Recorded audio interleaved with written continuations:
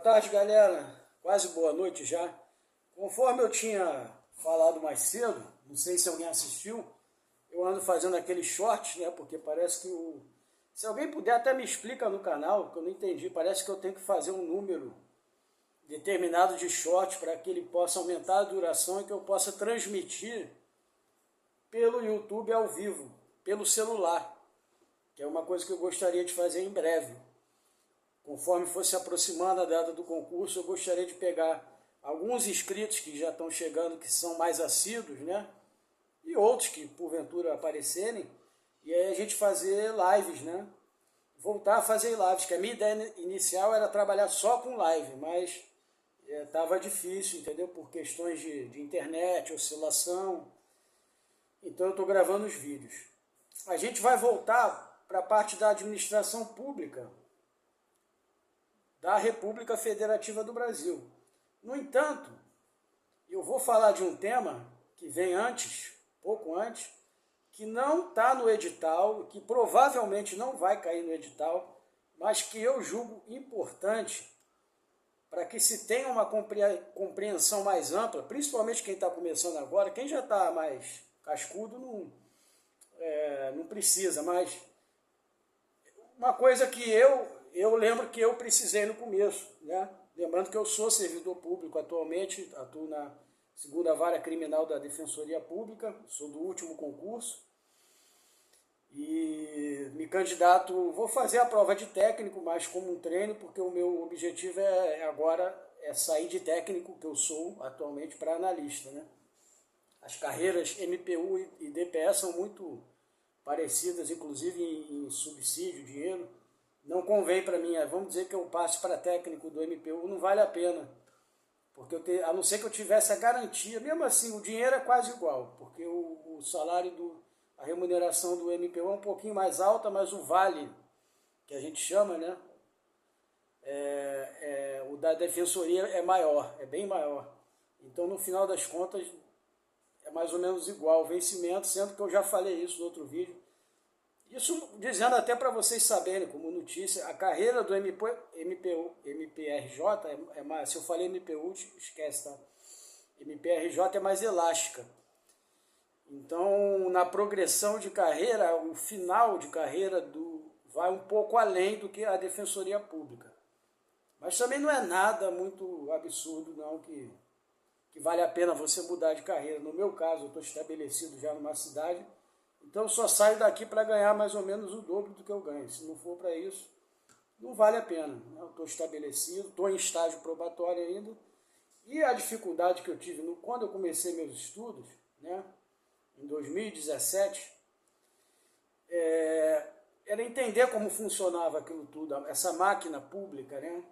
Porque é dela e da Constituição em si que vem tudo que você vai estudar depois, ou quase tudo, salvo coisas muito específicas, mas até mesmo assim, contabilidade, assuntos assim, orçamento, né? Orçamento completamente está na Constituição, direito tributário, o que eu vou falar aqui, ele serve de base para tudo isso. Se você não entender bem isso, você vai ter dificuldade. Não estou jogando uma praga não, mas estou dizendo que vale muito a pena, vai te ajudar muito a compreensão disso.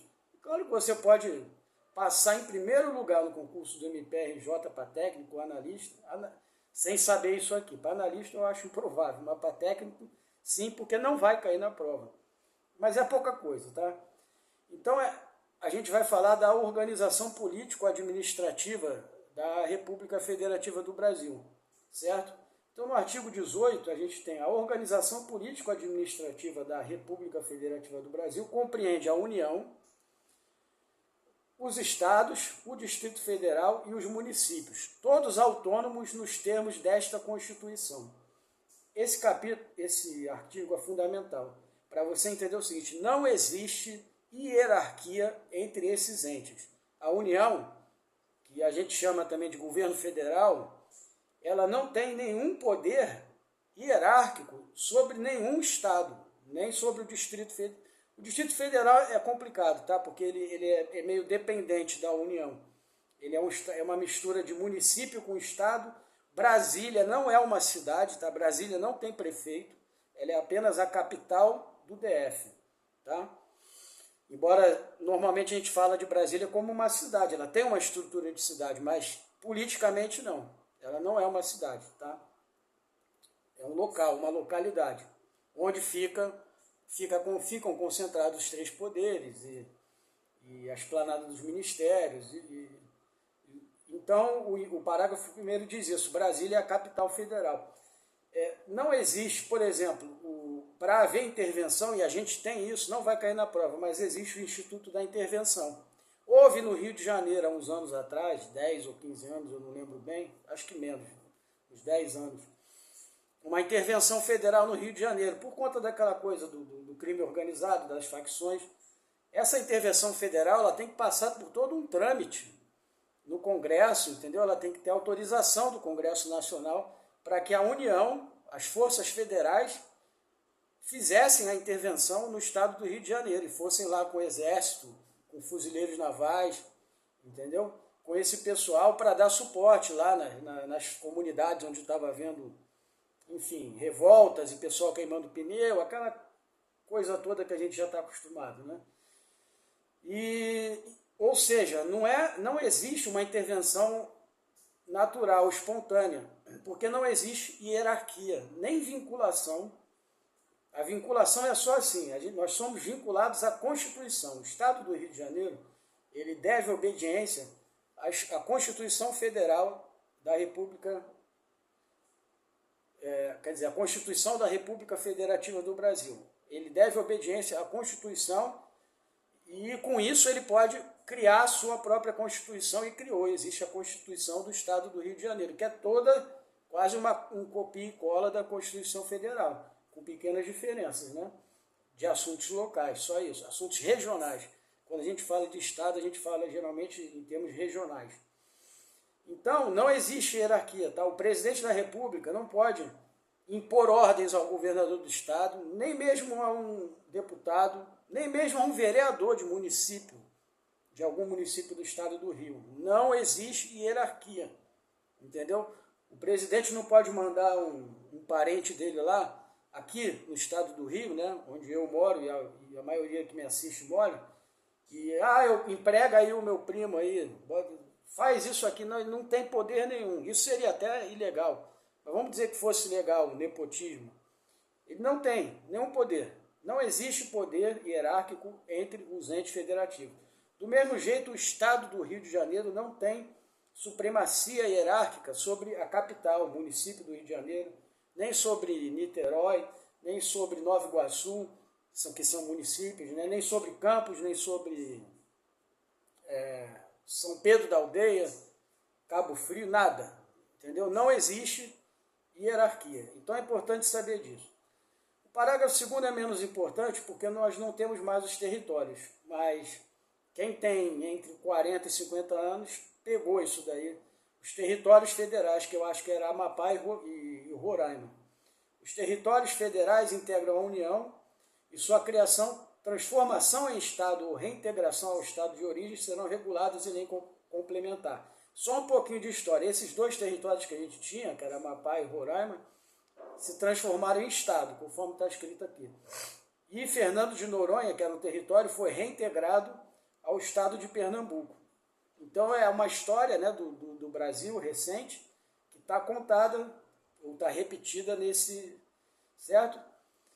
E para fazer isso, para transformar um território em Estado, ou vice-versa, ou para criar um território, é necessário lei complementar. Tá? Quando a gente voltar em constitucional, na parte que eu falei que a gente vai fazer de hierarquia das normas, supremacia da Constituição, eu vou falar sobre lei complementar, lei ordinária, enfim, emenda constitucional, vou fazer um apanhado disso, que é também para o pessoal ter uma noção. Porque isso às vezes, você sabe o assunto, mas entra um termo desse que você não estudou, por estar estudando há pouco tempo, e isso te confunde, né? Parágrafo 3º. Os estados podem incorporar-se entre si, subdividir-se ou desmembrar-se para se anexarem a outros, ou formarem novos estados ou territórios federais, mediante a aprovação da população diretamente interessada, né, daquele local, através de plebiscito, que é uma consulta prévia à população, por meio de votação, escrutínio, né? E do Congresso Nacional por lei complementar também. Um exemplo é o estado de Tocantins, que é o estado mais jovem, quer dizer, junto com os territórios que viraram estado, né?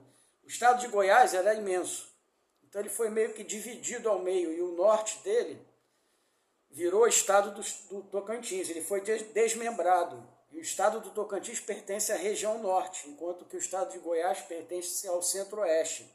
Isso aconteceu. Isso foi feito por meio de lei complementar, por meio de plebiscito. Quem morava naquela região foi consultado previamente e aí votou a favor e foi criado o estado do Tocantins, certo? Então é mais um respaldo histórico para o que está escrito na Constituição. É a organização política do Estado. Isso tudo é organização política. Quarto, parágrafo 4º. A criação... Eu acho que eu acabei de ler isso aqui, né? A criação, a incorporação, a fusão e o desmembramento de município preservarão a continuidade e a unidade histórico-cultural do ambiente urbano, far-se-ão por lei estadual, obedecidos os requisitos previstos em lei complementar estadual e dependerão de consulta prévia mediante plebiscito às populações diretamente interessadas. É a mesma coisa, só que em relação a municípios, entendeu? Aconteceu muito no Brasil e agora o STF vedou isso, mas houve a criação de muitos municípios no interstício entre a Constituição Federal até meados de 90, o começo dos anos 2000, criação de município. Isso tinha uma intenção óbvia, né, de pessoas poderosas quererem controlar uma região. Então tinha um município muito grande, que não era muito expressivo, embora fosse grande em território, e ele era desmembrado em 2, às vezes até em 3, para criar uma nova prefeitura, uma nova estrutura burocrática, que alguém ia mandar nela, algum coronel, entendeu, da época moderna, da era moderna, iria... E aconteceu isso, acontece. Eu não vou citar nomes aqui porque eu posso me comprometer, mas eu sei de muitos exemplos no estado do Rio, mas isso aconteceu no Brasil inteiro. Tanto que hoje o Brasil tem mais de 5.000 municípios. Então isso está vedado atualmente, tanto que aqui na Constituição tem uma referência a isso, a essa vedação. E veja bem que esse desmembramento de municípios, a fusão, incorporação, aí ela já vai depender de lei complementar estadual. Então lembra, município está dentro do estado, é lei complementar estadual e não federal. E dependerão de consulta prévia mediante plebiscito às populações dos municípios envolvidos após divulgação dos estados de viabilidade municipal apresentados e publicados na forma da lei. Tá? Lembrando, isso não vai cair na prova, mas vai que dá a louca na banca e cobra um negócio que não está e depois não anula a questão. Acho difícil, mas achei que vocês deveriam saber disso. E artigo 19, é vedada a União aos estados, ao Distrito Federal e aos municípios. Esse artigo 19 corrobora tudo que eu falei antes. 1. Estabelecer cultos religiosos ou igrejas, subvencioná-los, embaraçar-lhes o funcionamento, né, interferir no funcionamento, ou manter com eles ou com seus representantes relações de dependência ou aliança, ressalvada na forma da lei a colaboração de interesse público. Isso é baseado no Brasil ter se tornado um Estado laico, não é mais um Estado cristão, embora as repartições públicas, o STF tem lá o crucifixo e tal, existe uma briga dos ateus que querem tirar o crucifixo, é uma grande bobagem, faz parte da nossa cultura, nós somos um país de matriz cristã, e não tem problema que haja outras matrizes, como as africanas. O artigo quer dizer que o Estado não pode se misturar com instituições religiosas e meio que voltar no tempo, um tempo muito remoto, onde a Igreja Católica tinha poder, né? Era mais poderosa do que os próprios agentes políticos. 2. Recusar fé aos documentos públicos. E 3, criar distinções entre brasileiros ou preferências entre si. Não é porque eu moro no Rio de Janeiro e aí eu me mudo para Minas Gerais que eu vou ser discriminado lá, você é carioca, então você não tem direito a determinado serviço. Esse serviço é só para os nativos, cidadãos naturais de Minas Gerais. Entendeu? Isso não pode acontecer. É uma bizarrice, né? Mas tem que estar previsto em lei. Tá? Eu vou ter que apagar minha memória, inclusive, para voltar para o artigo 38. Então eu vou encerrar esse vídeo aqui. Eu fiz esse vídeo a título informativo, vou botar lá, vou explicar na descrição. Não cai na prova, mas não vale a pena você ler, é pequenininho, são aí 3 artigos, eu acho, e poucos incisos, tá? Fiquem bem e até breve.